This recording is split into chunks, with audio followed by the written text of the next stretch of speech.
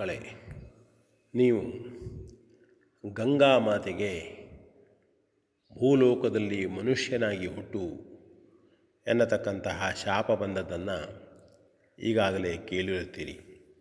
ಅದು ಬ್ರಹ್ಮದೇವನ ಶಾಪ.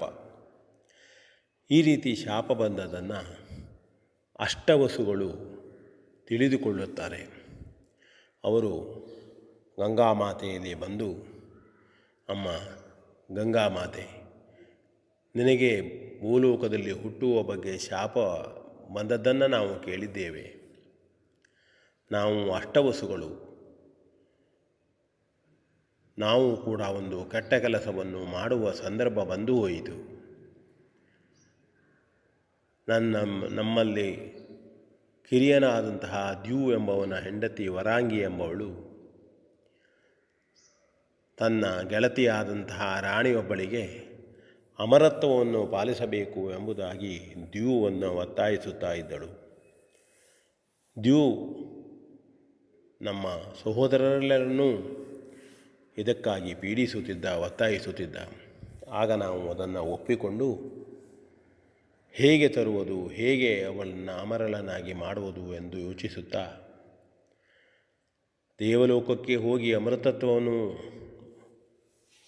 ಅಮೃತವನ್ನು ತರುವುದು ನಮಗೆ ತುಂಬ ಕಷ್ಟ.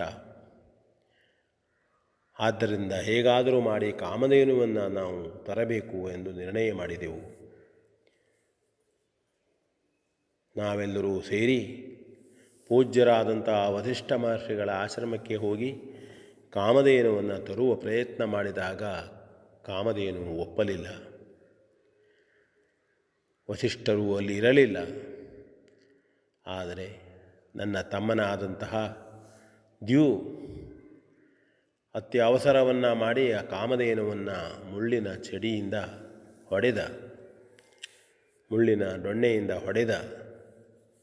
ಅದೇ ಸಂದರ್ಭದಲ್ಲಿ ಮಹರ್ಷಿಗಳಾದಂತಹ ವಸಿಷ್ಠರು ಆಶ್ರಮಕ್ಕೆ ಬಂದು ಇದನ್ನು ತಿಳಿದುಕೊಂಡರು, ಅರ್ಥ ಮಾಡಿಕೊಂಡರು. ಅವರಿಗೆ ಸಿಟ್ಟು ಬಂತು.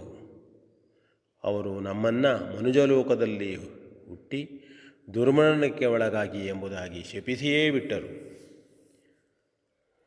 ಆಗ ನಾವು ಅತ್ಯಂತ ನೊಂದುಕೊಂಡೆವು ಮತ್ತು ವಸಿಷ್ಠ ಮಹಾಮುನಿಗಳನ್ನು ಪ್ರಾರ್ಥಿಸಿಕೊಂಡೆವು ಶಾಪ ವಿಮೋಚನೆಗಾಗಿ. ಶಾಪವನ್ನು ವಿಮೋಚನೆ ಮಾಡಲಾಗದು. ಆದರೆ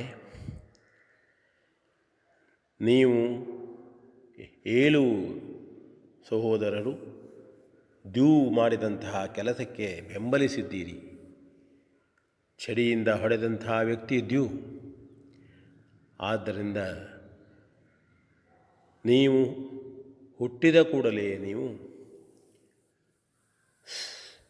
ಮರಣವನ್ನು ಹೊಂದಿ ಮತ್ತೆ ಶಾಪ ವಿಮೋಚನೆಗೊಳ್ಳಬಹುದು.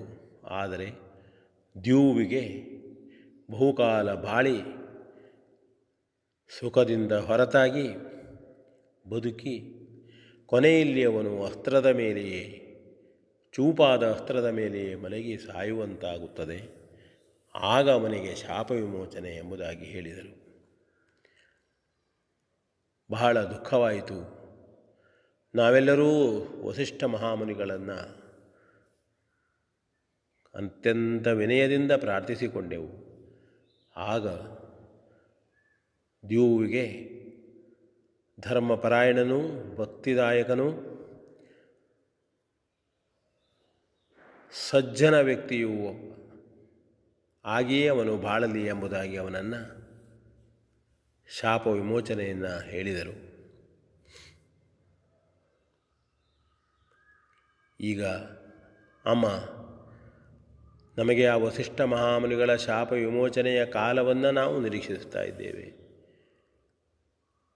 ನಿನಗೆ ಹಿಂದಿನ ಜನ್ಮದ ಸ್ಮರಣೆ ಇರಲಿ ಎಂಬುದಾಗಿಯೂ ಕೂಡ ಬ್ರಹ್ಮದೇವನು ವರವನ್ನು ನೀಡಿದ್ದಾನಂತೆ. ಆದ್ದರಿಂದ ನೀನು ನಮ್ಮನ್ನು ಹೆತ್ತು ಕೊನೆಯಲ್ಲಿ ನಮ್ಮ 7 ಜನರನ್ನು ಕೂಡಲೇ ಕೊಲ್ಲಬೇಕು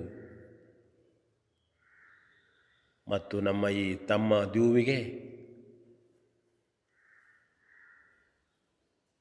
ಒಳ್ಳೆಯ ಗುರುವಿನ ಅನುಗ್ರಹ ದೊರೆತು ಅವನು ಕೂಡ ಶಾಪ ವಿಮೋಚನೆ ಮಾಡಿಕೊಳ್ಳುವಂತಾಗಬೇಕು. ನಾವೆಲ್ಲರೂ ಶಾಪ ವಿಮೋಚನೆಯನ್ನು ಹೊಂದಬೇಕು. ಪರಮ ಪಾವನೆಯೂ ಪಾಪನಾಶಿನಿಯೂ ಆದಂತಹ ಅಮ್ಮ ಗಂಗಾಮಾತೆ, ನೀನು ನಮ್ಮನ್ನು ಈ ರೀತಿ ಮಾಡಿ ರಕ್ಷಿಸಬೇಕು ಎಂಬುದಾಗಿ ಕೇಳಿಕೊಂಡಾಗ ಗಂಗಾಮಾತೆ ಅದನ್ನು ಒಪ್ಪಿಕೊಳ್ಳುತ್ತಾಳೆ. ಮುಂದೆ ನಿಮಗೆಲ್ಲ ತಿಳಿದ ಹಾಗೆ ಆ ದ್ಯೂವೆ ಭೀಷ್ಮಾಚಾರ್ಯರಾಗಿ ಹುಟ್ಟಿದ್ದು ನಾವೆಲ್ಲ ತಿಳಿದುಕೊಳ್ಳೋಣ. ಮಹಾಭಾರತ ಗ್ರಂಥದ ಪರಿಚಯ ಮಾಡಿಕೊಳ್ಳೋಣ ಎಂದು ಹೇಳ್ತಾ ವಿ ಎನ್ ಭಾಗವತ್ ಬರಬಳ್ಳಿ.